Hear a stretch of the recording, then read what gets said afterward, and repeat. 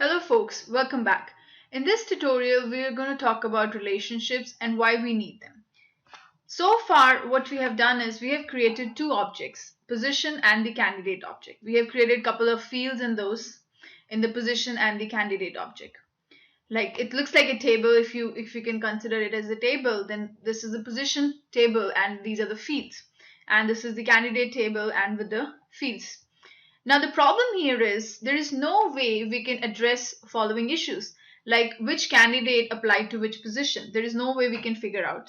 There is no common field between a position and a candidate, and there is no way we can figure out that okay, how many candidates apply to a single position or one candidate applied to how many positions. We cannot find these solutions with this position and candidate because position and candidate are two independent entities or two independent objects and we cannot find these answers.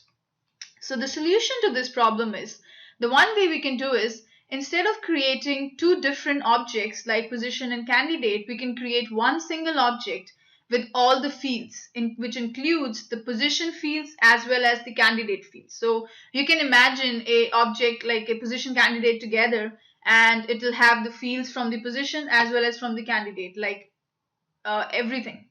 So what will happen is it will grow, the table size will grow huge. There's one problem with this issue. The second is the duplication of data. So let's say there was a position for the Salesforce developer, and let's say these are the information that we provide for that position. Now let's say this candidate named Deepika has applied for that position. Let's say there's another candidate, John, who applied for the same position.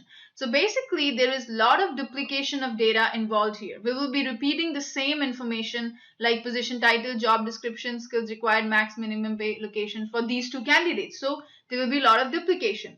The other problem with this solution is that no reusability. So let's say tomorrow if I wanted to use positions somewhere else, just the positions. I don't want what candidates are associated with those. I just want positions information. You cannot do it because now you have made a single table or a single object with all the fields. Now you have the bond between them is very strong. They're very tightly coupled, so you cannot reuse them.